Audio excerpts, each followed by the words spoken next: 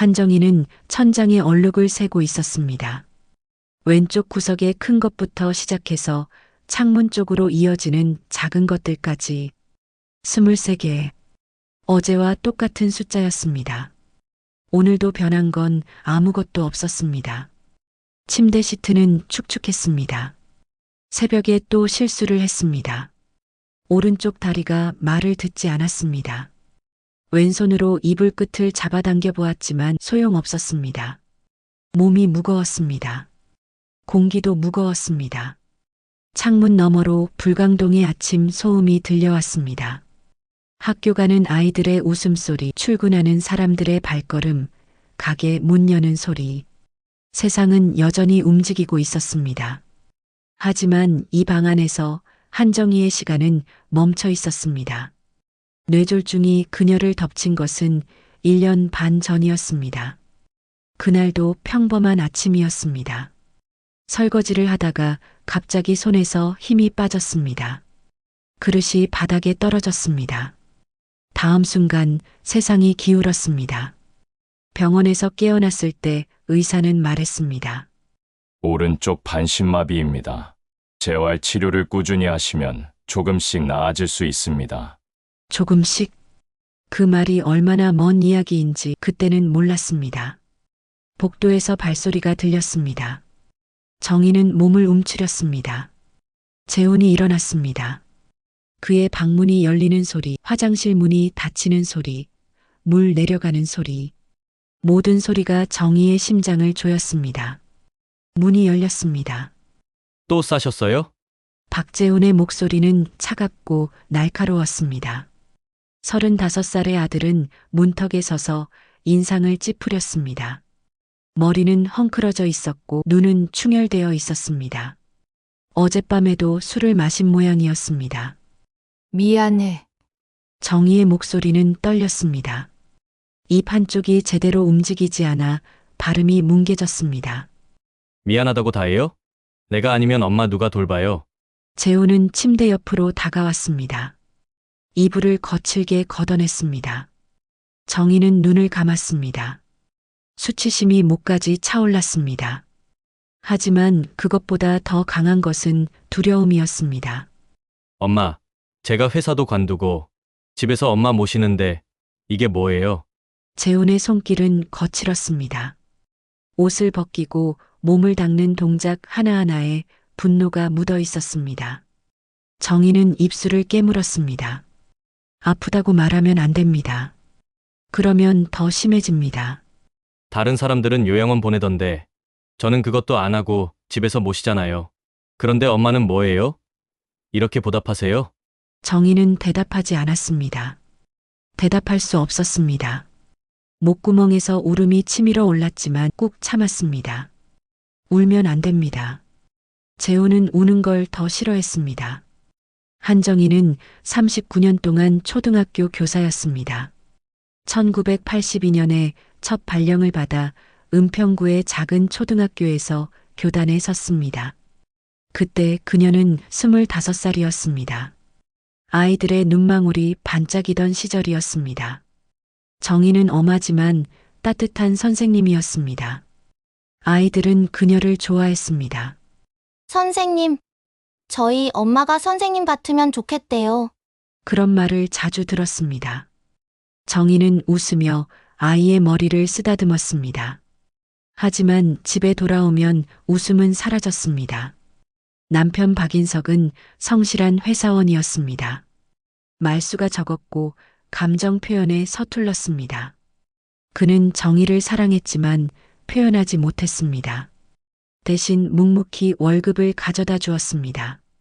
그것이 그의 사랑이었습니다. 재훈이 태어난 것은 결혼 3년 차였습니다. 인석은 아들을 무척 아꼈습니다. 정희보다 재훈에게 더 많은 시간을 썼습니다. 정희는 그것이 섭섭했지만 말하지 않았습니다. 아들을 사랑하는 아버지를 탓할 수는 없었습니다. 재훈은 조용한 아이였습니다. 친구가 많지 않았고 혼자 노는 걸 좋아했습니다.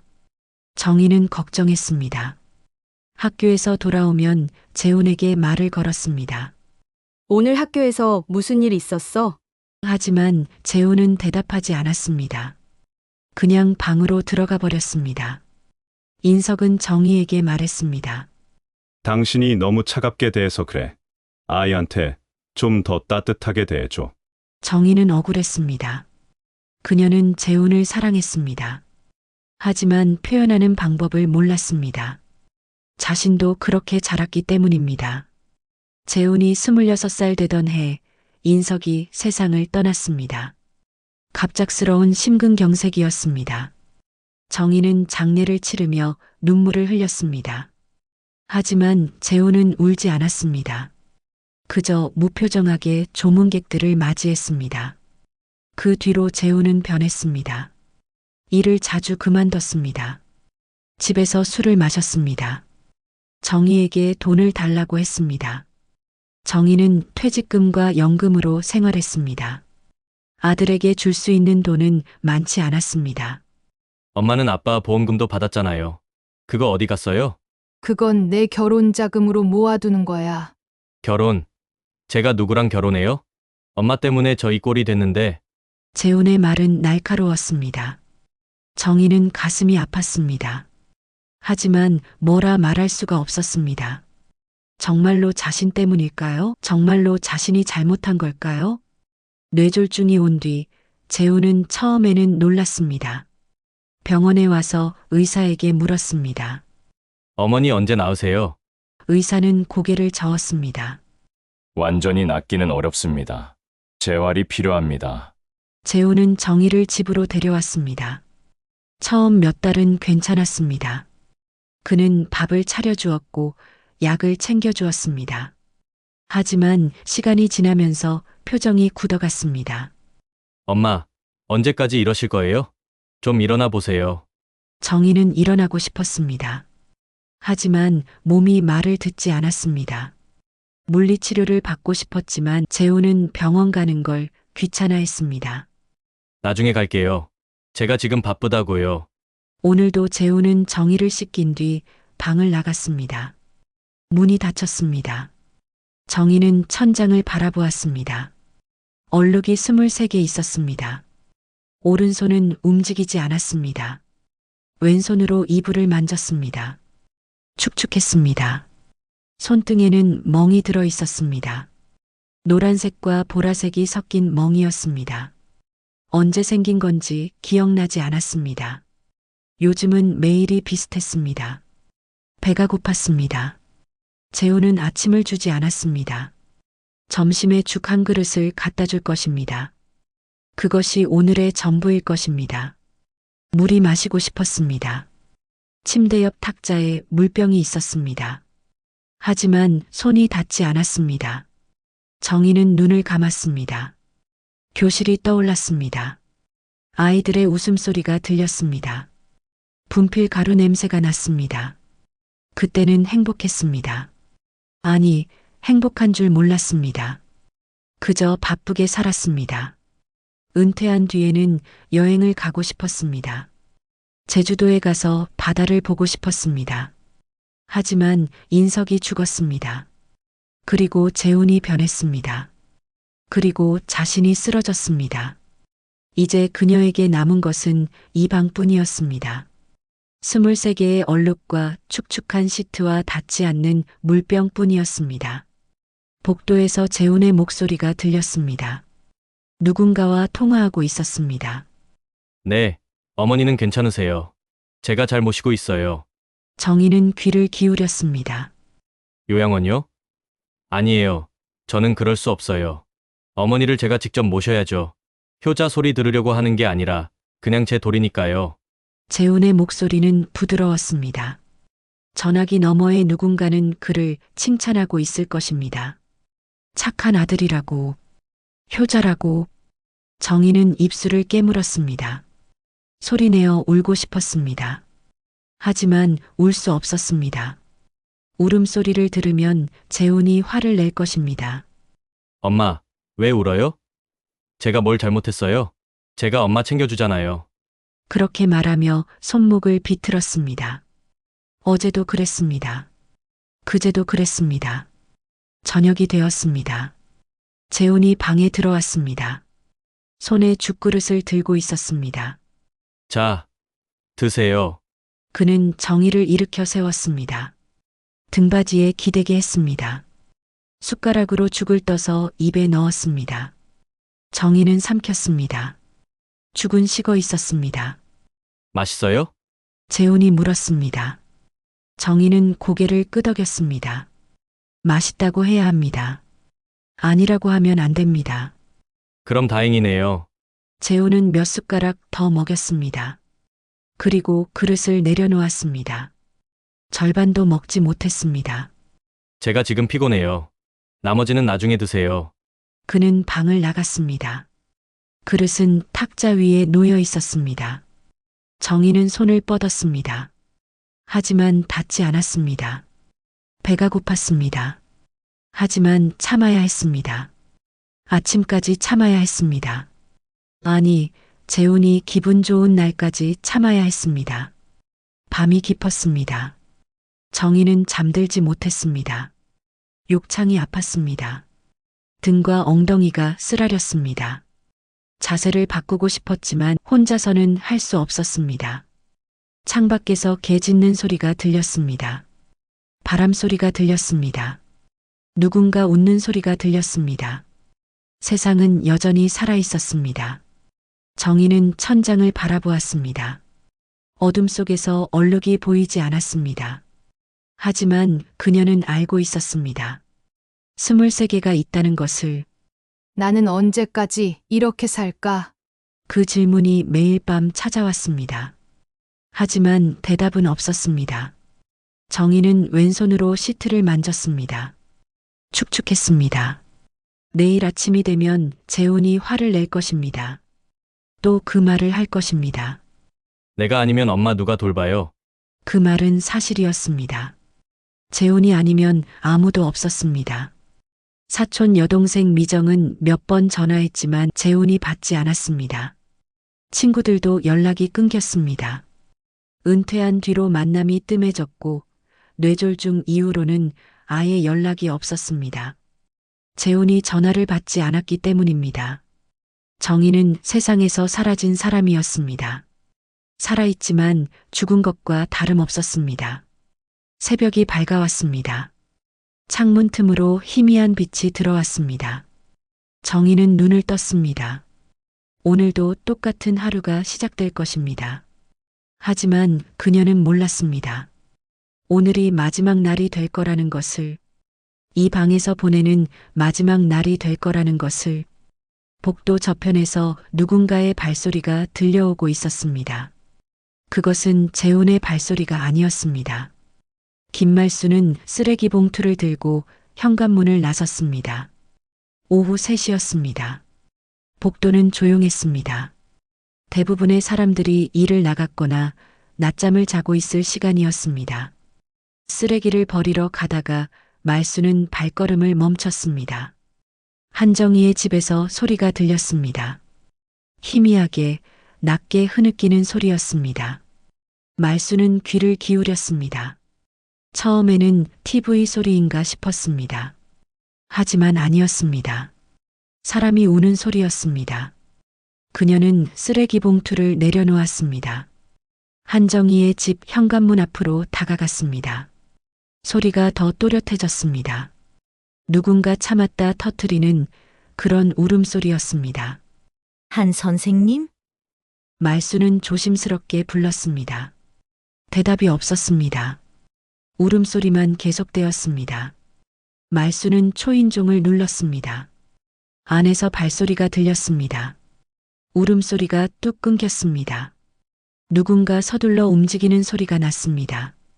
문이 열렸습니다. 박재훈이 나타났습니다. 그는 억지로 웃고 있었습니다. 아, 옆집 아주머니시네요. 무슨 일이세요? 아니, 그게 안에서 소리가 나서요. 소리요? 재훈의 표정이 굳었습니다. 말수는 한 발 물러섰습니다. 그의 눈빛이 차가웠습니다. TV 소리였을 거예요. 제가 드라마를 보고 있었거든요. 아, 그래요? 근데 한 선생님은 괜찮으신가요? 요즘 뵙질 못해서요. 어머니는 지금 주무세요. 컨디션이 안 좋으셔서요. 재우는 문을 닫으려 했습니다. 말수는 재빨리 말했습니다. 그래도 잠깐만이라도 무난 인사 좀 드리고 싶은데요. 오래 걸리지 않을게요. 지금은 곤란합니다. 다음에 오세요. 그럼 언제가 좋을까요? 연락드릴게요. 재우는 문을 닫았습니다. 말수는 닫힌 문을 한참 바라보았습니다. 뭔가 이상했습니다. 재훈의 표정, 목소리, 서두르는 모습, 모두 어색했습니다. 그리고 그 울음소리, 그것은 분명 TV가 아니었습니다. 말수는 쓰레기를 버리고 집으로 돌아왔습니다. 하지만 마음이 불편했습니다. 뭔가 잘못되고 있다는 느낌이 들었습니다. 그날 저녁 말수는 남편에게 말했습니다. 여보, 옆집 한 선생님 요즘 이상하지 않아? 왜? 무슨 일 있어? 아니, 낮에 가봤는데 재훈이가 못 만나게 하더라고. 그리고 집 안에서 우는 소리가 났어. 남편 김철수는 신문을 내려놓았습니다. 아들이 어머니 모시느라 힘들긴 하겠지. 혼자서 간병하는 게 쉬운 일이 아니잖아. 그래도 좀 이상해. 한 선생님 목소리라도 들었으면 좋았을 텐데. 괜히 오해하지 마. 요즘 사람들 남의 집 일에 끼어드는 거 싫어해. 철수는 다시 신문을 들었습니다. 말수는 더 말하지 않았습니다. 하지만 마음 한구석이 무거웠습니다. 사흘이 지났습니다. 말수는 한정희의 집 앞을 자주 지나쳤습니다. 소리가 들릴까 싶어서였습니다. 하지만 조용했습니다. 재우는 매일 아침 나갔다가 저녁에 돌아왔습니다. 겉보기에는 평범한 일상이었습니다. 하지만 말수는 느낄 수 있었습니다. 무언가 잘못되어 있다는 것을. 그리고 일주일째 되는 날 저녁이었습니다. 말수는 저녁 설거지를 하다가 다시 들었습니다. 벽 너머로 들려오는 소리. 이번에는 울음소리가 아니었습니다. 누군가 낮게 신음하는 소리였습니다. 아, 아파요. 말수는 수세미를 떨어뜨렸습니다. 그 목소리는 분명 한정희의 목소리였습니다. 이어서 재훈의 목소리가 들렸습니다. 조용히 하세요. 이웃 다 들어요. 재훈아, 아파. 제가 뭐 잘못했어요? 엄마가 말을 안 들으니까 이러는 거잖아요. 말수는 귀를 벽에 바짝 붙였습니다. 심장이 빠르게 뛰었습니다. 제가 매일 시켜드리고 밥 해드리잖아요. 그런데 왜 자꾸 말썽이세요? 왜 자꾸 일을 만드세요? 미안해. 미안하다고 끝나요? 제 인생은 어떻게 되는데요? 뭔가 부딪히는 소리가 났습니다. 정희가 작게 비명을 질렀습니다. 말수는 더 이상 참을 수 없었습니다. 말수는 현관문을 박차고 나갔습니다. 한정희의 집 앞에서 초인종을 연타했습니다. 한 선생님, 한 선생님. 안이 조용해졌습니다. 잠시 후 재훈이 문을 열었습니다. 그는 당황한 표정이었습니다. 왜 이러세요? 한 선생님 좀 뵙겠습니다. 지금은 안 됩니다. 안에서 비명 소리 들렸어요. 한 선생님 괜찮으세요? 재훈의 얼굴이 굳었습니다. 그는 문을 더 좁게 열었습니다. 무슨 소리를 하시는 거예요? 어머니는 지금 주무세요. 주무시는데 왜 비명을 질러요? 악몽을 꾸신 겁니다. 가끔 그러세요.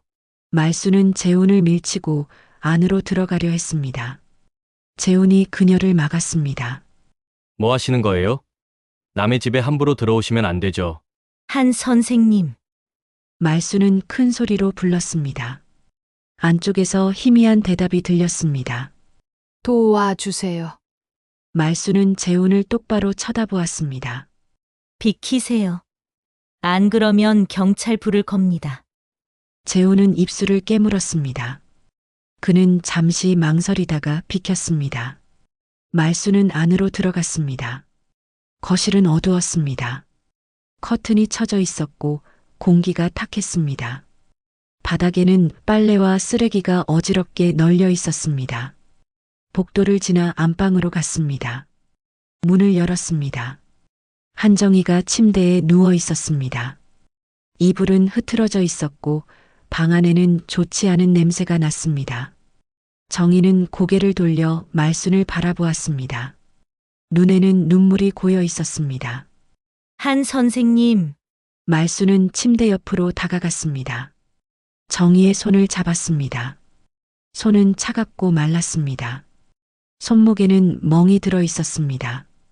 이게 무슨 일이에요? 정희는 입술을 떨었습니다. 말을 하려 했지만 목소리가 나오지 않았습니다.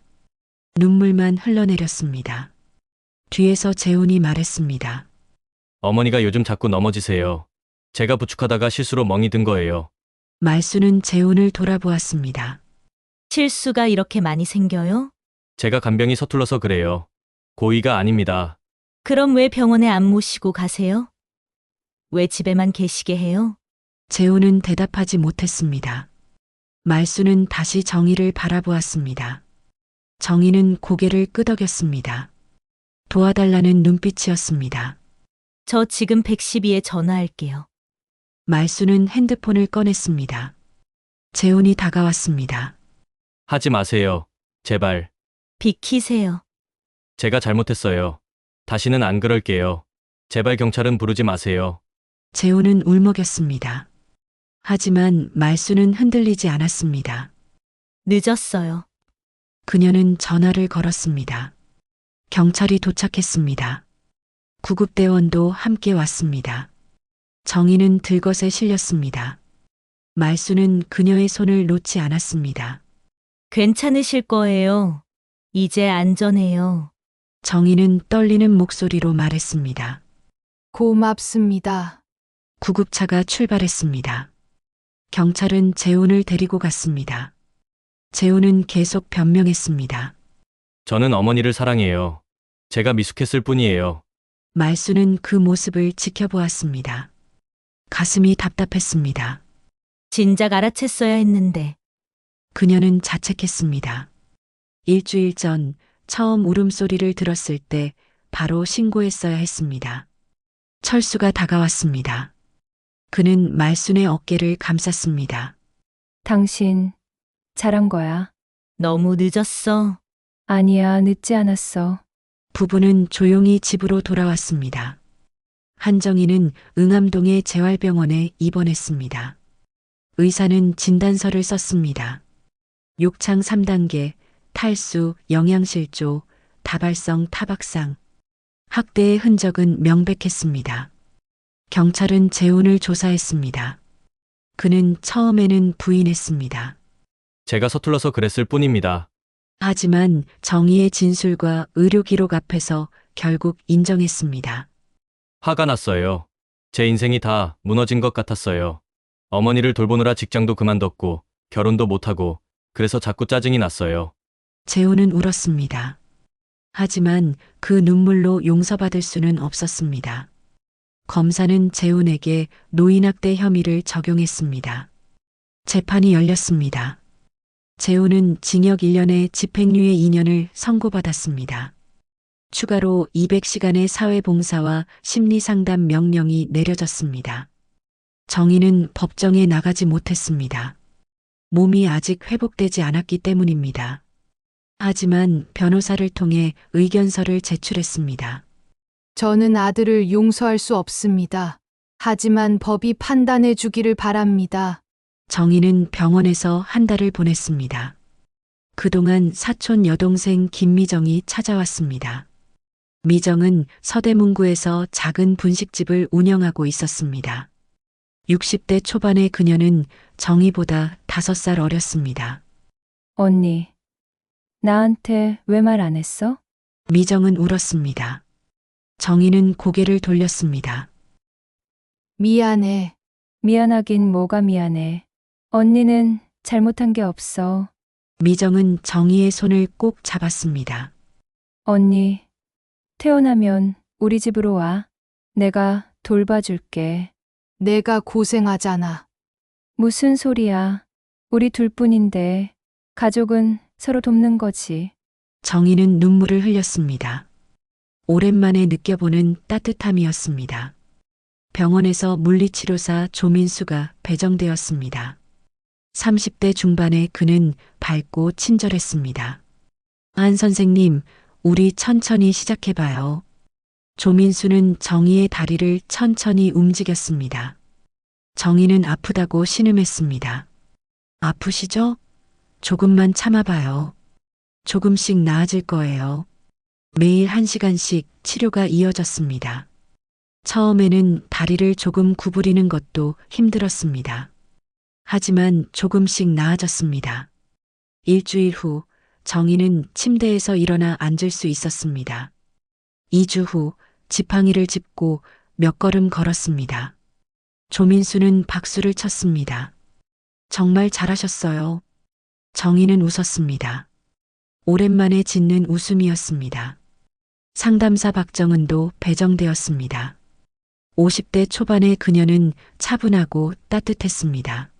선생님, 제가 매주 찾아올게요. 편하게 이야기 나눠요. 첫 상담은 어색했습니다. 정희는 말을 꺼내기가 힘들었습니다. 하지만 박정은은 기다려 주었습니다. 천천히 말씀하세요. 서두를 필요 없어요. 두 번째 상담 때 정희는 조금 말문을 열었습니다. 제가 잘못한 거 아닐까요? 무엇을요? 아들을 그렇게 만든 게 제 탓은 아닐까요? 박정은은 고개를 저었습니다. 절대 아닙니다. 학대는 피해자의 잘못이 아니에요. 하지만 제가 더 좋은 엄마였다면 선생님, 들어보세요. 박정은은 정희의 눈을 똑바로 바라보았습니다. 어떤 이유로도 학대는 정당화될 수 없어요. 선생님이 완벽한 엄마가 아니었을 수도 있어요. 하지만 그것이 폭력의 이유가 될 수는 없습니다. 선생님은 피해자예요. 가해자가 아니에요. 정희는 울음을 터뜨렸습니다. 1년 반 동안 쌓인 눈물이 쏟아졌습니다. 박정은은 조용히 그녀의 등을 두드렸습니다. 우세요. 많이 우세요. 괜찮아요. 한 달 후 정희는 퇴원했습니다. 미정이 데리러 왔습니다. 그녀는 정희를 서대문구 자신의 집으로 데려갔습니다. 집은 작았지만 깨끗했습니다. 햇볕이 잘 들었습니다. 미정은 작은 방 하나를 정희에게 내주었습니다. 언니, 여기서 편히 쉬어. 내가 다 챙겨줄게. 정희는 방 안을 둘러보았습니다. 창문 너머로 골목길이 보였습니다. 아이들이 뛰어놀고 있었습니다. 나는 이제 괜찮을까? 정희는 스스로에게 물었습니다. 대답은 아직 몰랐습니다. 하지만 한 가지는 알았습니다.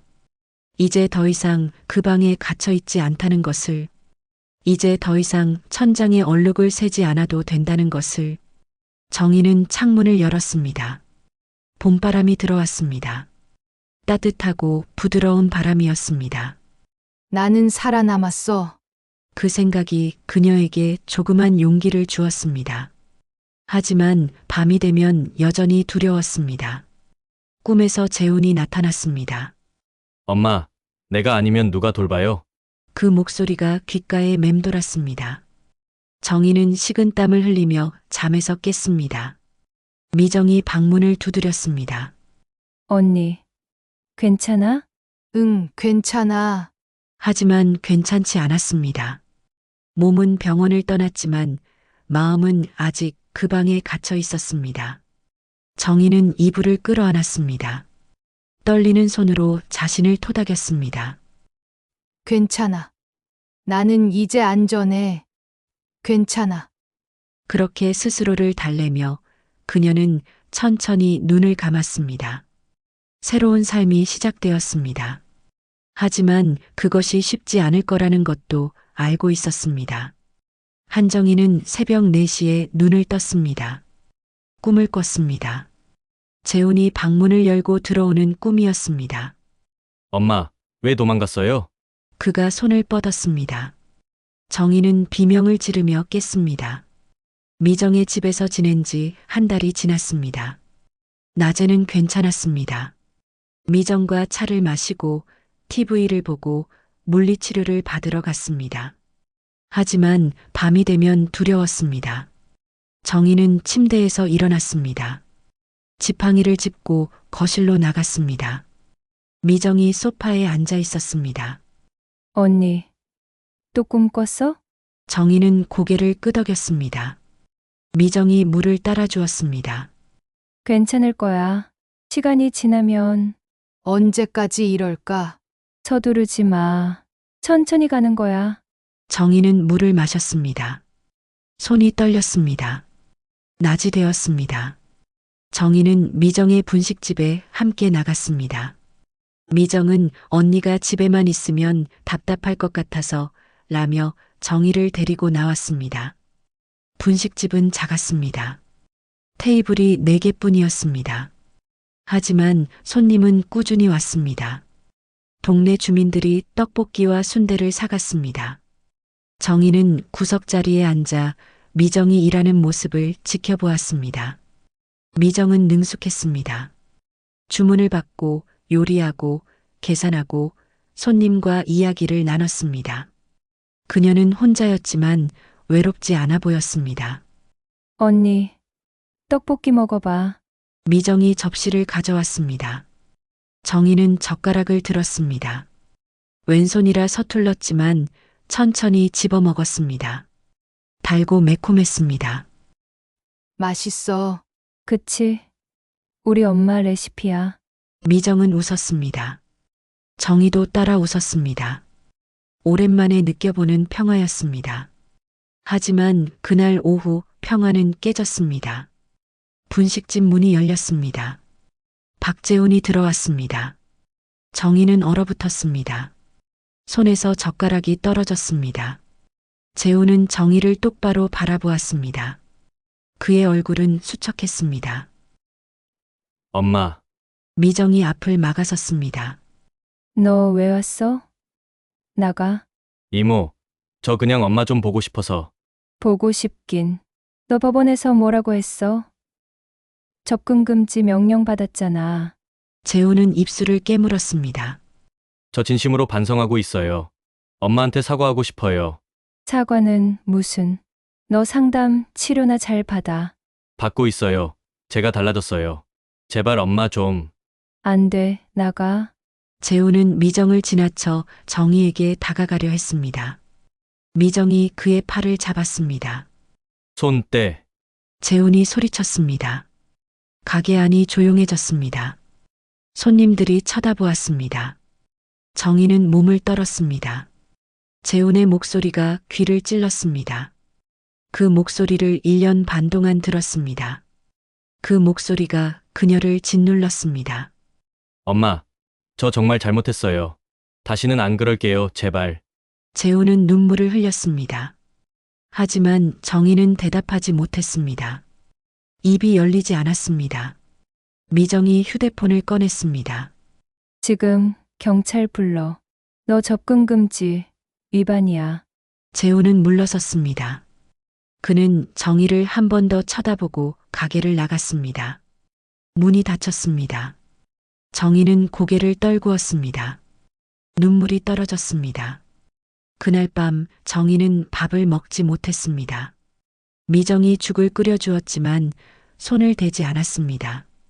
언니, 조금이라도 먹어야지. 미정아, 왜? 나 여기 있으면 안 될 것 같아. 미정의 표정이 굳었습니다. 무슨 소리야? 재훈이가 또 올 거야. 그러면 너한테 피해가 가. 그런 거 신경 쓰지 마.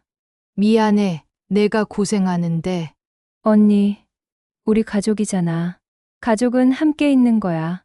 정희는 고개를 저었습니다. 나 혼자 있고 싶어. 너한테 짐 되기 싫어.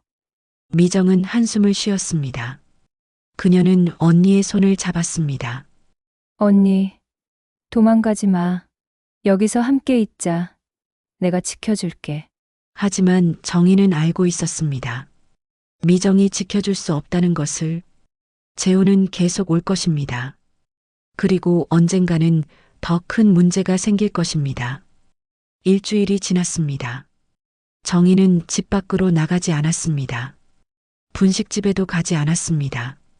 미정이 같이 가자고 했지만 거절했습니다.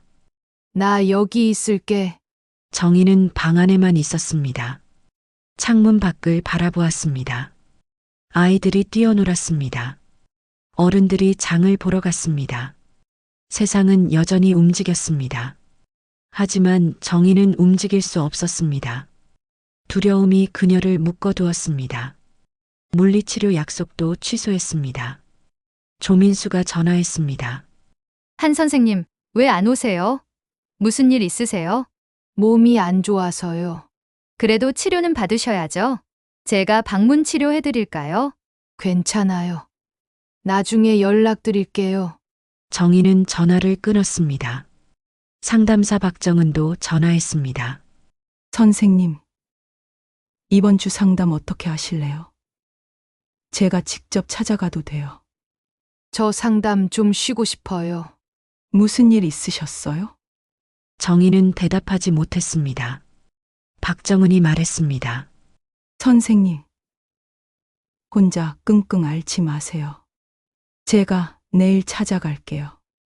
그냥 차나 한 잔 마셔요. 다음 날 오후 박정은이 찾아왔습니다. 그녀는 과일 바구니를 들고 왔습니다. 선생님, 오랜만이에요. 정희는 작게 웃었습니다. 박정은은 거실에 앉았습니다. 미정이 차를 내왔습니다. 선생님 여동생이시죠? 안녕하세요. 안녕하세요. 언니 잘 부탁드려요. 미정은 밖으로 나갔습니다. 박정은은 정희를 바라보았습니다. 요즘 힘드시죠? 정희는 고개를 끄덕였습니다. 일주일 전에 재훈이가 왔어요. 여기까지요? 내 사과하고 싶다고. 박정은은 한숨을 쉬었습니다. 접근금지 위반인데 신고하셨어요? 아니요, 미정이가 그냥 쫓아냈어요. 다음에 또 오면 꼭 신고하세요. 이건 범죄예요. 정희는 아무 말도 하지 않았습니다. 박정은이 물었습니다. 선생님, 뭐가 가장 두려우세요? 정희는 한참을 생각했습니다. 그리고 천천히 말했습니다. 내가 다시 그 방으로 돌아갈까봐 무서워요. 돌아가지 않아요, 절대로. 하지만 재훈이가 계속 오면 선생님, 들어보세요. 박정은은 정희의 손을 잡았습니다. 선생님은 이제 혼자가 아니에요.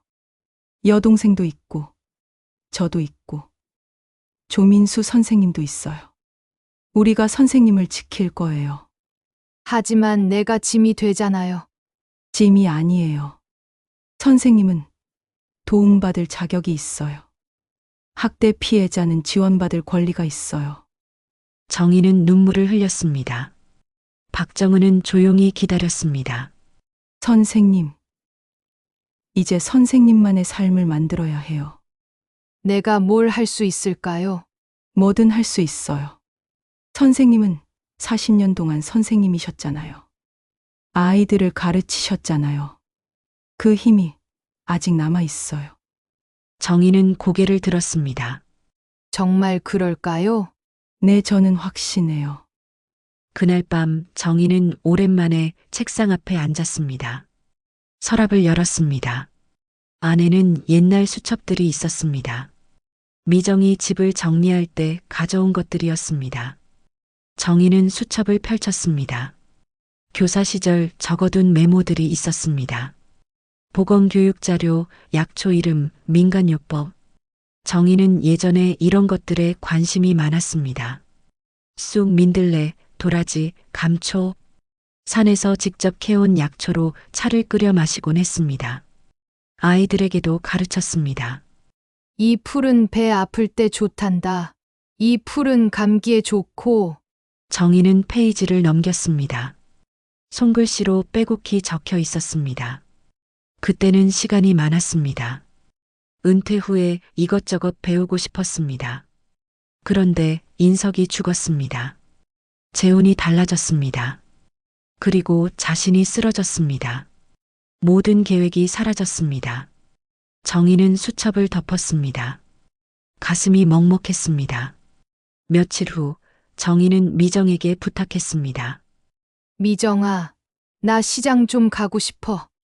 미정은 놀란 표정이었습니다. 정말. 갑자기 왜? 그냥 나가고 싶어. 좋아, 같이 가자. 두 사람은 연신내역 근처 시장으로 갔습니다. 정희는 지팡이를 짚고 천천히 걸었습니다. 시장은 시끄럽고 붐볐습니다. 정희는 약초 가게 앞에서 멈췄습니다. 가게 안에는 각종 약재가 진열되어 있었습니다. 쑥, 감초, 오미자, 구기자. 익숙한 이름들이었습니다. 언니, 이거 사고 싶어? 응, 좀 보고 싶어서. 정희는 가게 안으로 들어갔습니다. 주인 할머니가 웃으며 맞았습니다. 어서 오세요. 뭐 찾으세요? 그냥 구경 좀 하려고요. 정희는 약재들을 하나씩 살펴보았습니다. 손으로 만졌습니다. 냄새를 맡았습니다. 오래전 기억이 떠올랐습니다. 아주머니, 이 쑥으로 차 만들 수 있어요? 그럼요. 말린 쑥에 뜨거운 물 부으면 돼요. 혈액순환에 좋지. 얼마예요? 5,000원이요. 정희는 지갑을 꺼냈습니다. 쑥 한 봉지를 샀습니다. 미정이 옆에서 말했습니다. 언니, 이거 마실 거야? 응, 해볼까 해서. 집으로 돌아와 정희는 쑥차를 끓였습니다. 뜨거운 물에 쑥을 넣었습니다. 구수한 향이 퍼졌습니다. 미정도 함께 마셨습니다. 언니, 맛있다. 그치? 언니, 이런 거 잘하네. 정희는 웃었습니다.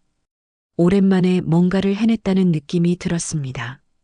작은 것이었지만 의미가 있었습니다. 그날 밤 정희는 수첩을 다시 펼쳤습니다. 그리고 새로운 페이지에 적기 시작했습니다. 내가 할 수 있는 것들. 1점 약초차 만들기. 2점 사람들과 이야기 나누기.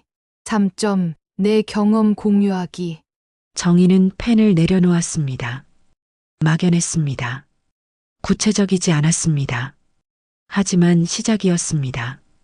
미정이 방문을 두드렸습니다. 언니, 앉아. 응, 뭐 좀 쓰고 있어. 무슨 계획이라도 세우는 거야? 정희는 고개를 끄덕였습니다. 나도 뭔가 해보고 싶어. 예를 들면, 잘 모르겠어. 그냥 내 이름으로 뭔가 하고 싶어. 미정은 언니를 바라보았습니다. 그녀의 눈에는 오랜만에 빛이 보였습니다. 좋아. 내가 도와줄게. 우리 같이 생각해보자. 그날 이후 정희는 조금씩 달라졌습니다. 밖에 나가기 시작했습니다. 물리치료도 다시 받았습니다. 조민수는 반가워했습니다. 선생님, 오랜만이에요. 어디 아프셨어요? 아니에요. 그냥 쉬었어요. 그래도 이렇게 다시 오셔서 다행이에요. 오늘은 보행 연습 집중적으로 해볼까요? 정희는 고개를 끄덕였습니다. 치료실에서 그녀는 지팡이를 짚고 천천히 걸었습니다. 조민수가 옆에서 받쳐주었습니다. 잘하고 계세요. 조금만 더요. 땀이 났습니다. 다리가 아팠습니다. 하지만 포기하지 않았습니다.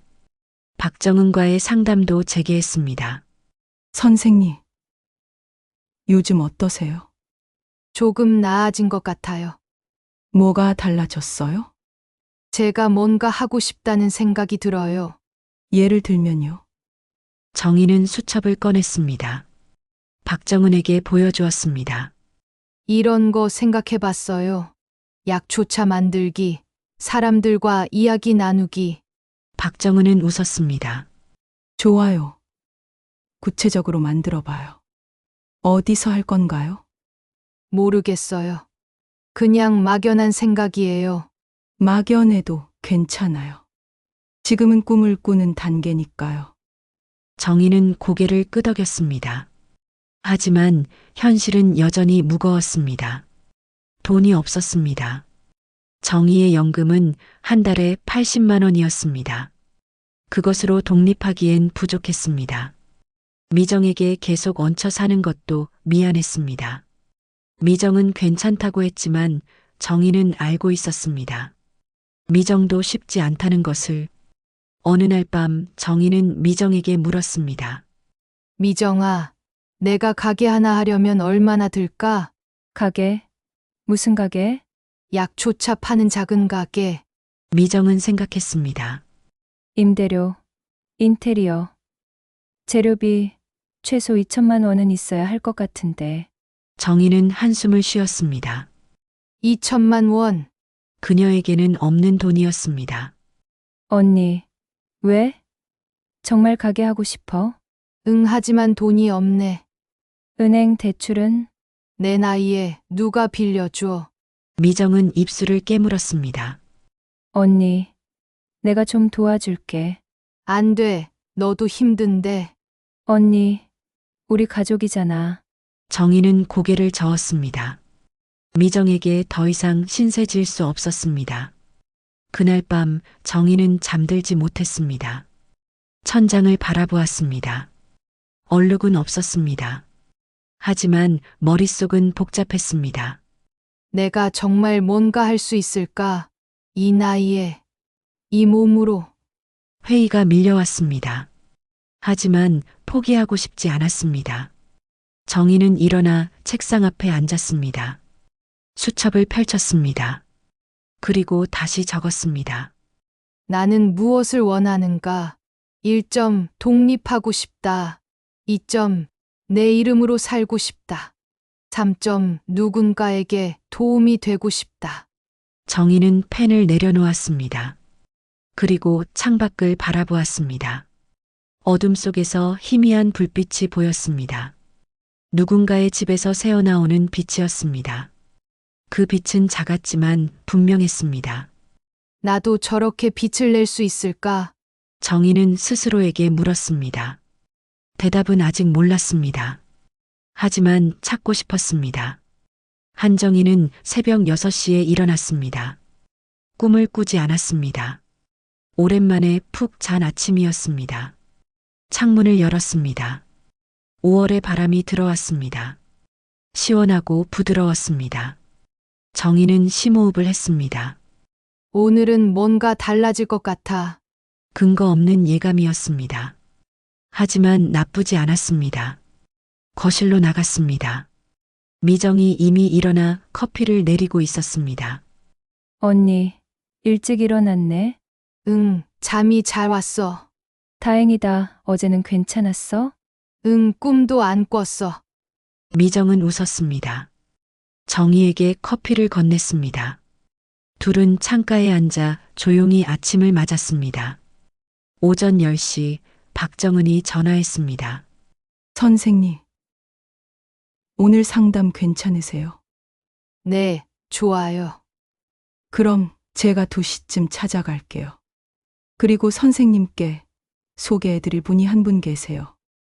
누구세요? 여성인권센터 센터장님이세요. 선생님 이야기를 듣고 만나고 싶다고 하셨어요. 정희는 잠시 망설였습니다. 낯선 사람을 만나는 게 아직은 어색했습니다. 괜찮으시면요. 부담 갖지 마세요. 네, 괜찮아요. 전화를 끊고 정희는 옷장을 열었습니다. 깔끔한 옷을 골랐습니다. 거울을 봤습니다. 머리를 빗었습니다. 오랜만에 신경 쓰는 외모였습니다. 오후 2시 박정은이 도착했습니다. 함께 온 사람은 50대 초반의 여성이었습니다. 단발머리에 안경을 쓴 그녀는 온화한 인상이었습니다. 안녕하세요, 한 선생님. 저는 은평여성인권센터의 이수진입니다. 안녕하세요. 세 사람은 거실에 앉았습니다. 미정이 차를 내왔습니다. 이수진이 먼저 말을 꺼냈습니다. 선생님께서 많이 힘드셨죠? 정희는 고개를 끄덕였습니다. 박정은 선생님께 이야기 들었어요. 선생님께서 약초차에 관심이 있으시다고요. 네, 그냥 막연한 생각이에요. 막연해도 괜찮아요. 저희 센터에서 여성 창업 지원 프로그램을 운영하고 있거든요. 정희는 눈을 크게 떴습니다. 창업이요? 내 소액으로 시작할 수 있는 사업을 돕고 있어요. 자금 지원도 있고 교육도 해드려요. 저 같은 사람도 할 수 있을까요? 이수진은 웃었습니다. 당연하죠. 선생님은 40년 동안 교사셨잖아요. 사람들과 소통하는데 능숙하시고 지식도 많으세요. 충분히 하실 수 있어요. 정희는 입술을 깨물었습니다. 믿기지 않았습니다. 박정은이 말했습니다. 선생님, 한번 도전해 보세요. 저도 도와드릴게요. 하지만 내가 지금 몸도 불편하고 그래서 더 의미 있는 거예요. 이수진이 정희의 손을 잡았습니다. 선생님 같은 분이 일어서는 게 다른 분들에게도 희망이 돼요. 학대를 겪고도 다시 살아갈 수 있다는 걸 보여주는 거예요. 정희는 눈물이 났습니다. 하지만 이번엔 슬픈 눈물이 아니었습니다. 생각해 볼게요. 천천히 생각하세요. 제 명함 드릴게요. 언제든 연락 주세요. 그날 밤 정희는 미정에게 말했습니다. 미정아, 나 창업 지원 프로그램 신청해 볼까 해. 정말 좋지. 근데 떨어지면 어떡하지? 떨어지면 또 지원하면 되지. 일단 해봐. 정희는 웃었습니다. 미정의 긍정적인 태도가 힘이 되었습니다. 다음 날 정희는 이수진에게 전화했습니다. 센터장님, 신청하고 싶어요. 좋아요. 내일 센터로 오실 수 있으세요? 서류 작성 도와드릴게요. 은평여성인권센터는 녹번동에 있었습니다. 작은 건물 2층이었습니다. 정희는 지팡이를 짚고 계단을 올라갔습니다. 천천히 한 계단씩. 센터 안은 따뜻했습니다. 벽에는 여러 프로그램 안내문이 붙어 있었습니다. 법률 상담, 심리치료, 창업 지원, 자조 모임. 이수진이 반갑게 맞았습니다. 어서 오세요, 선생님. 여기 앉으세요. 정희는 앉았습니다. 이수진이 서류를 꺼냈습니다. 간단해요. 이름, 연락처, 사업 아이디어만 적으시면 돼요. 정희는 떨리는 손으로 펜을 들었습니다. 사업 아이디어 란에 적었습니다. 약초차 판매 및 여성 소통 공간 운영. 이수진이 읽어보고 고개를 끄덕였습니다. 좋아요. 단순히 차만 파는 게 아니라 소통 공간을 만드시겠다는 거죠. 네, 제가 힘들었을 때 이야기할 곳이 없었거든요. 그런 공간이 있으면 좋겠다 싶어서요. 훌륭해요. 선생님의 경험이 다른 분들에게 큰 도움이 될 거예요. 정희는 처음으로 자신의 경험이 의미 있을 수 있다고 느꼈습니다. 일주일 후 결과가 나왔습니다. 합격이었습니다. 지원금은 500만 원이었습니다. 크지 않은 돈이었지만 시작하기엔 충분했습니다. 추가로 3개월간 경영 교육과 멘토링을 제공받을 수 있었습니다. 정희는 전화를 받고 울었습니다. 기쁨의 눈물이었습니다. 미정이 안아주었습니다. 언니, 축하해. 고마워, 미정아. 내가 없었으면 못했어. 무슨 소리야. 언니가 한 거지. 6월부터 교육이 시작되었습니다. 매주 수요일과 금요일 센터에서 수업이 열렸습니다. 정희는 한 번도 빠지지 않았습니다. 수업 내용은 다양했습니다. 사업계획서 작성, 회계기초, 고객응대, SNS 마케팅. 정희는 열심히 공부했습니다. 노트에 빼곡히 적었습니다. 함께 수업 듣는 사람들도 있었습니다. 대부분 4060대 여성들이었습니다. 이혼한 사람, 남편을 잃은 사람, 학대를 겪은 사람. 저마다 사연이 있었습니다. 쉬는 시간에 한 50대 여성이 정희에게 말을 걸었습니다. 선생님은 무슨 사업 하실 거예요? 약초차 가게요, 선생님은요? 저는 작은 반찬 가게요. 남편이랑 이혼하고 혼자 살아야 해서요. 힘드시겠어요? 뭐, 그래도 살아야죠. 선생님도 힘드셨죠? 정희는 고개를 끄덕였습니다. 네, 많이요. 두 사람은 잠시 침묵했습니다. 그리고 동시에 웃었습니다. 말하지 않아도 알 수 있었습니다. 서로의 고통을. 교육이 끝나갈 무렵 정희는 구체적인 계획을 세웠습니다. 가게 위치는 구산동으로 정했습니다. 미정의 집에서 가까웠습니다. 작은 상가 하나를 임대했습니다. 월세 50만 원, 보증금 500만 원, 지원금으로 겨우 충당했습니다. 인테리어는 최소한으로 했습니다. 벽을 하얗게 칠하고 중고 테이블 2개를 샀습니다. 약초를 담을 유리병과 작은 닭이 세트를 구했습니다.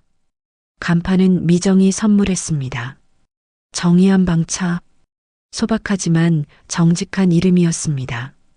8월 초 가게 문을 열었습니다. 개업 첫날 손님은 없었습니다. 정희는 혼자 앉아 차를 우렸습니다. 국화차였습니다. 두 번째 날도 조용했습니다.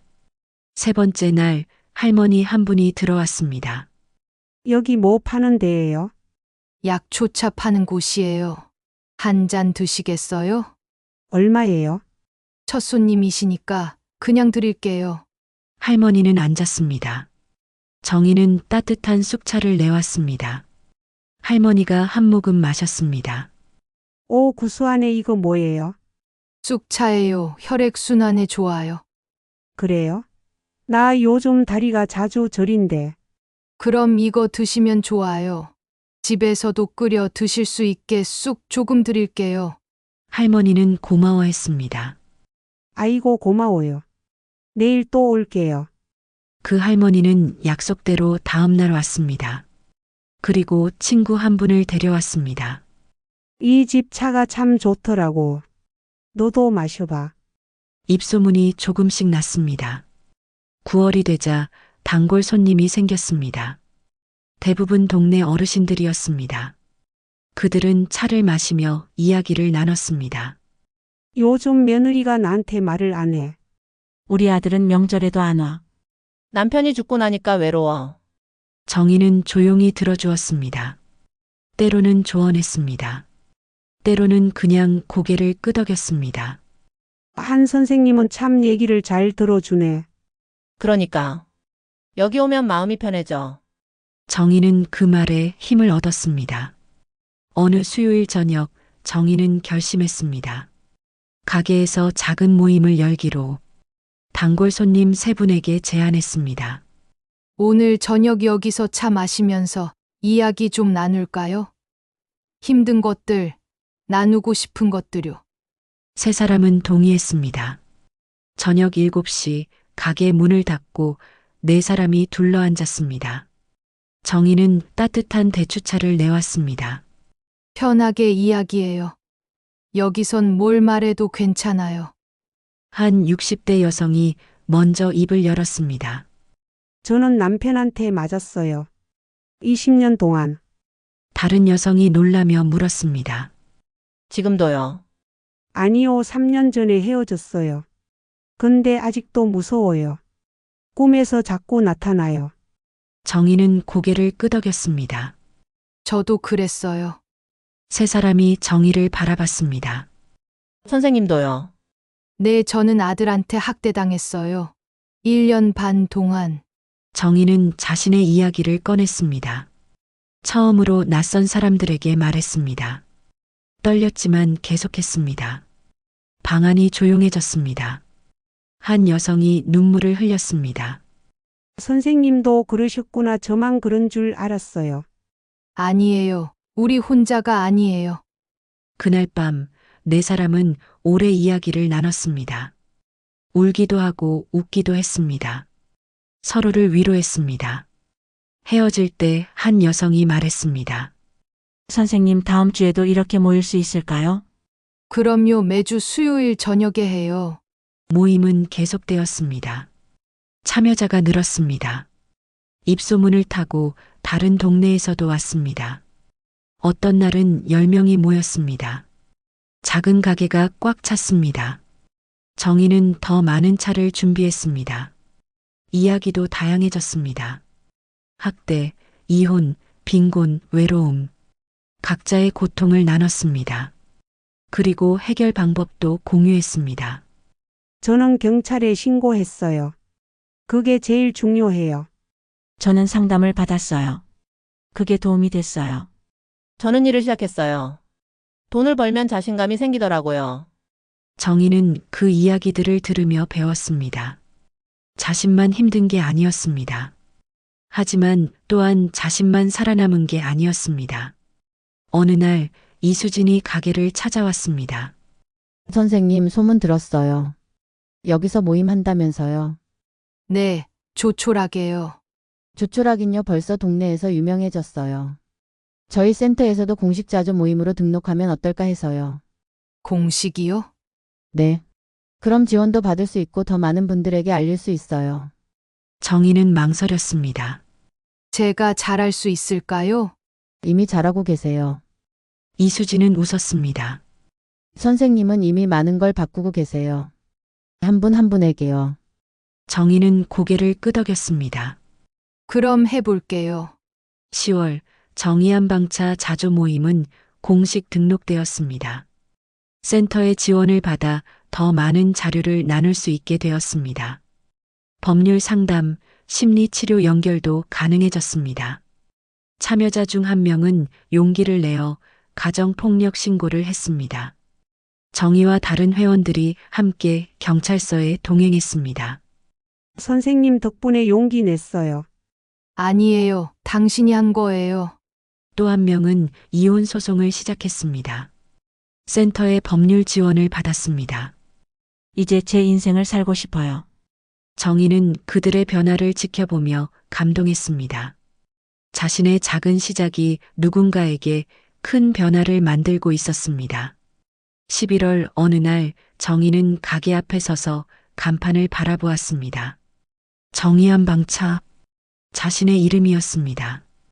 1년 전만 해도 상상할 수 없는 일이었습니다. 그때는 침대에 누워 천장만 바라보던 사람이었습니다. 지금은 달랐습니다. 지금은 서 있었습니다. 미정이 옆에 왔습니다. 언니, 뭐해? 그냥 감사하더라. 뭐가? 살아서 여기 서 있어서. 미정은 언니의 어깨를 감쌌습니다. 언니, 진짜 잘하고 있어. 정희는 웃었습니다. 그날 밤 정희는 오랜만에 수첩을 펼쳤습니다. 몇 달 전에 적었던 글이 보였습니다. 내가 할 수 있는 것들. 그 아래 새로 적었습니다. 내가 한 것들. 1점 약초차 가게를 열었다. 2점 사람들과 이야기를 나누고 있다. 3점 내 경험을 공유하고 있다. 4점 누군가에게 도움이 되고 있다. 정희는 펜을 내려놓았습니다. 가슴이 벅찼습니다.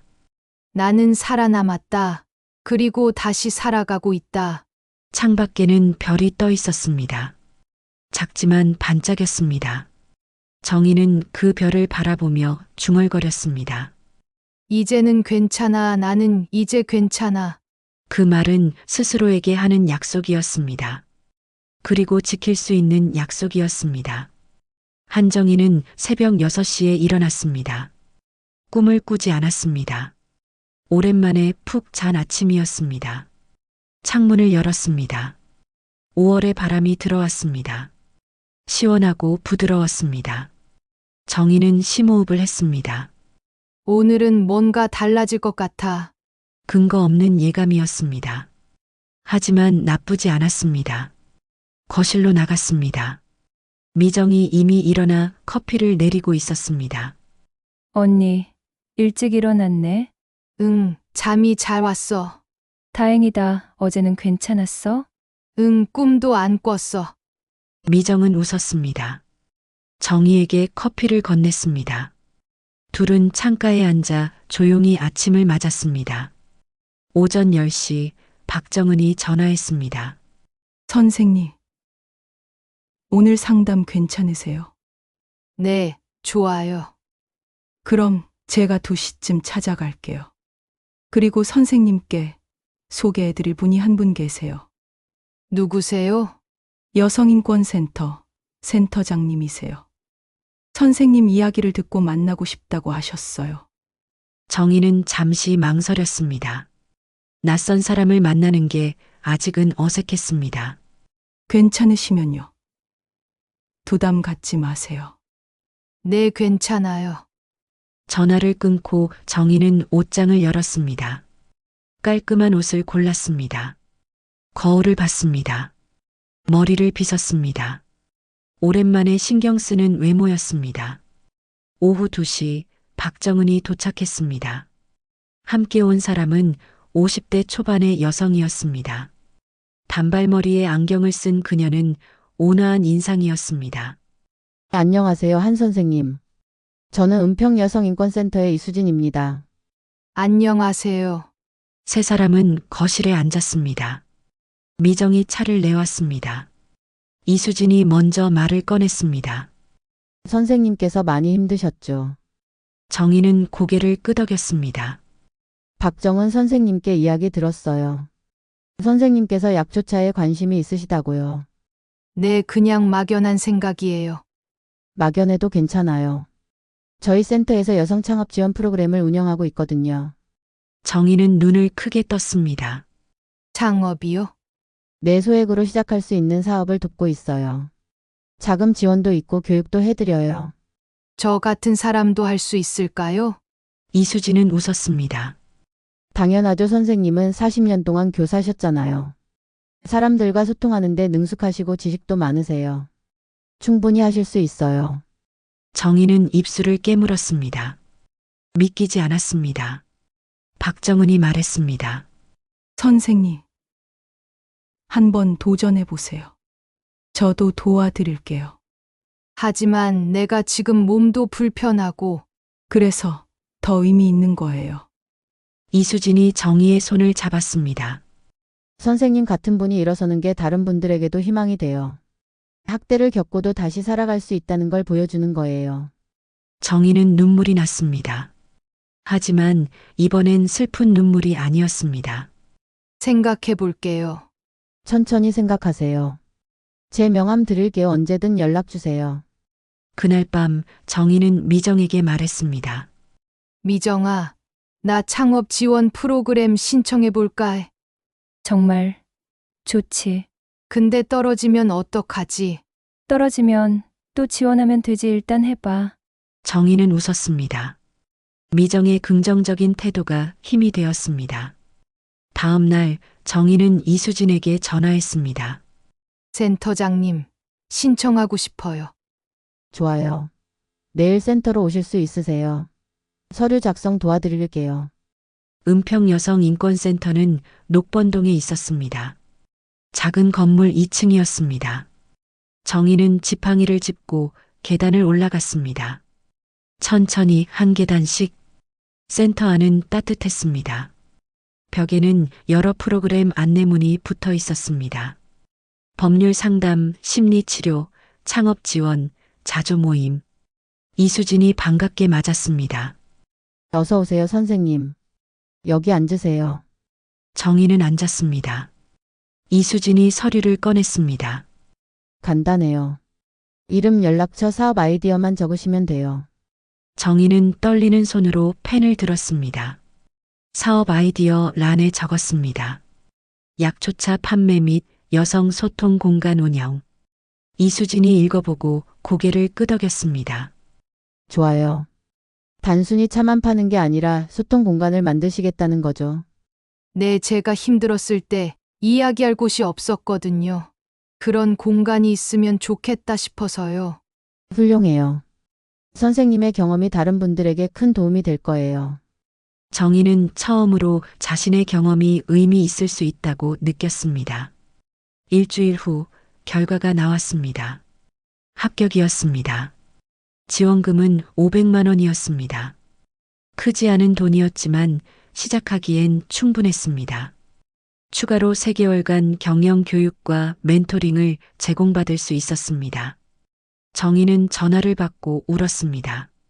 기쁨의 눈물이었습니다. 미정이 안아주었습니다. 언니, 축하해. 고마워, 미정아. 내가 없었으면 못했어. 무슨 소리야. 언니가 한 거지. 6월부터 교육이 시작되었습니다. 매주 수요일과 금요일 센터에서 수업이 열렸습니다. 정희는 한 번도 빠지지 않았습니다. 수업 내용은 다양했습니다. 사업계획서 작성, 회계기초, 고객응대, SNS 마케팅. 정희는 열심히 공부했습니다. 노트에 빼곡히 적었습니다. 함께 수업 듣는 사람들도 있었습니다. 대부분 4060대 여성들이었습니다. 이혼한 사람, 남편을 잃은 사람, 학대를 겪은 사람. 저마다 사연이 있었습니다. 쉬는 시간에 한 50대 여성이 정희에게 말을 걸었습니다. 선생님은 무슨 사업 하실 거예요? 약초차 가게요. 선생님은요? 저는 작은 반찬 가게요. 남편이랑 이혼하고 혼자 살아야 해서요. 힘드시겠어요? 뭐, 그래도 살아야죠. 선생님도 힘드셨죠? 정희는 고개를 끄덕였습니다. 네, 많이요. 두 사람은 잠시 침묵했습니다. 그리고 동시에 웃었습니다. 말하지 않아도 알 수 있었습니다. 서로의 고통을. 교육이 끝나갈 무렵 정희는 구체적인 계획을 세웠습니다. 가게 위치는 구산동으로 정했습니다. 미정의 집에서 가까웠습니다. 작은 상가 하나를 임대했습니다. 월세 50만 원, 보증금 500만 원, 지원금으로 겨우 충당했습니다. 인테리어는 최소한으로 했습니다. 벽을 하얗게 칠하고 중고 테이블 2개를 샀습니다. 약초를 담을 유리병과 작은 닭이 세트를 구했습니다. 간판은 미정이 선물했습니다. 정의한 방차. 소박하지만 정직한 이름이었습니다. 8월 초 가게 문을 열었습니다. 개업 첫날 손님은 없었습니다. 정희는 혼자 앉아 차를 우렸습니다. 국화차였습니다. 두 번째 날도 조용했습니다. 세 번째 날 할머니 한 분이 들어왔습니다. 여기 뭐 파는 데예요? 약초차 파는 곳이에요. 한 잔 드시겠어요? 얼마예요? 첫 손님이시니까 그냥 드릴게요. 할머니는 앉았습니다. 정희는 따뜻한 쑥차를 내왔습니다. 할머니가 한 모금 마셨습니다. 오, 구수하네. 이거 뭐예요? 쑥차예요. 혈액순환에 좋아요. 그래요? 나 요즘 다리가 자주 저린데. 그럼 이거 드시면 좋아요. 집에서도 끓여 드실 수 있게 쑥 조금 드릴게요.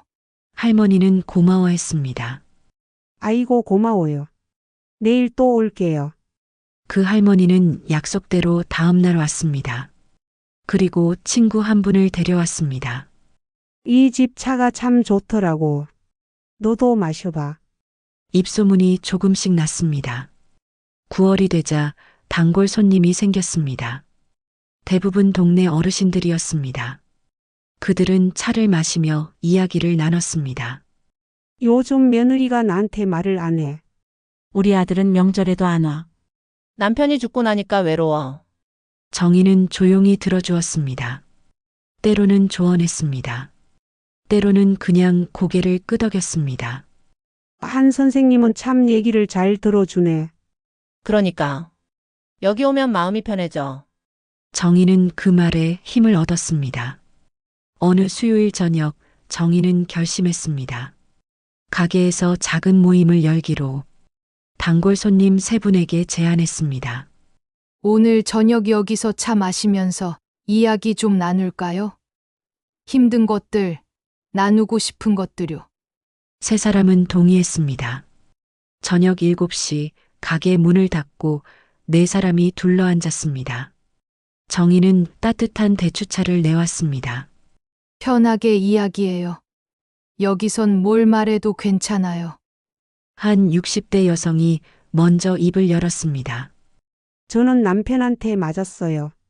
20년 동안. 다른 여성이 놀라며 물었습니다. 지금도요? 아니요, 3년 전에 헤어졌어요. 근데 아직도 무서워요. 꿈에서 자꾸 나타나요. 정희는 고개를 끄덕였습니다. 저도 그랬어요. 3사람이 정희를 바라봤습니다. 선생님도요? 네, 저는 아들한테 학대당했어요. 1년 반 동안. 정희는 자신의 이야기를 꺼냈습니다. 처음으로 낯선 사람들에게 말했습니다. 떨렸지만 계속했습니다. 방 안이 조용해졌습니다. 한 여성이 눈물을 흘렸습니다. 선생님도 그러셨구나. 저만 그런 줄 알았어요. 아니에요. 우리 혼자가 아니에요. 그날 밤 네 사람은 오래 이야기를 나눴습니다. 울기도 하고 웃기도 했습니다. 서로를 위로했습니다. 헤어질 때 한 여성이 말했습니다. 선생님, 다음 주에도 이렇게 모일 수 있을까요? 그럼요, 매주 수요일 저녁에 해요. 모임은 계속되었습니다. 참여자가 늘었습니다. 입소문을 타고 다른 동네에서도 왔습니다. 어떤 날은 10명이 모였습니다. 작은 가게가 꽉 찼습니다. 정희는 더 많은 차를 준비했습니다. 이야기도 다양해졌습니다. 학대, 이혼, 빈곤, 외로움. 각자의 고통을 나눴습니다.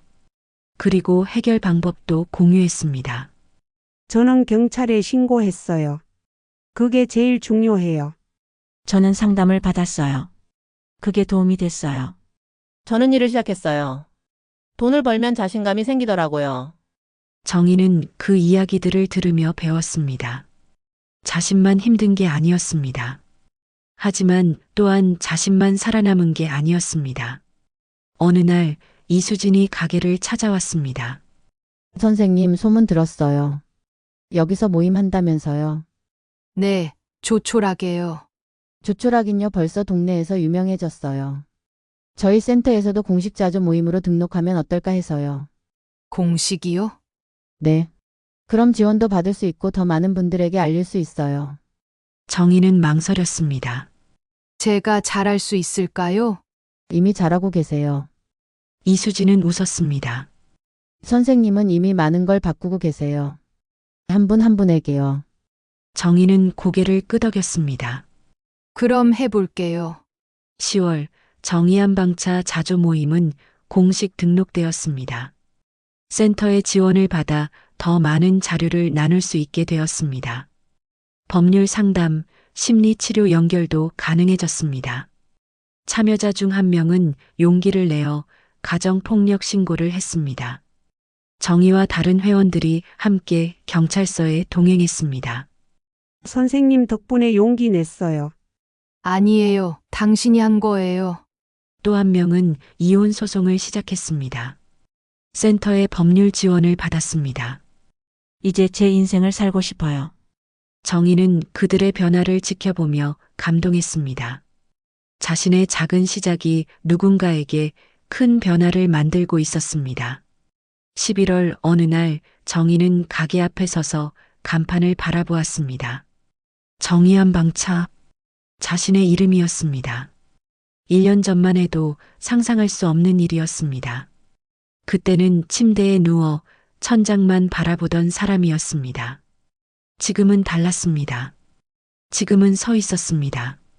미정이 옆에 왔습니다. 언니, 뭐해? 그냥 감사하더라. 뭐가? 살아서 여기 서 있어서. 미정은 언니의 어깨를 감쌌습니다. 언니, 진짜 잘하고 있어. 정희는 웃었습니다. 그날 밤 정희는 오랜만에 수첩을 펼쳤습니다. 몇 달 전에 적었던 글이 보였습니다. 내가 할 수 있는 것들. 그 아래 새로 적었습니다. 내가 한 것들. 1점 약초차 가게를 열었다. 2점 사람들과 이야기를 나누고 있다. 3점 내 경험을 공유하고 있다. 4점 누군가에게 도움이 되고 있다. 정희는 펜을 내려놓았습니다. 가슴이 벅찼습니다. 나는 살아남았다. 그리고 다시 살아가고 있다. 창밖에는 별이 떠 있었습니다. 작지만 반짝였습니다. 정희는 그 별을 바라보며 중얼거렸습니다. 이제는 괜찮아. 나는 이제 괜찮아. 그 말은 스스로에게 하는 약속이었습니다. 그리고 지킬 수 있는 약속이었습니다.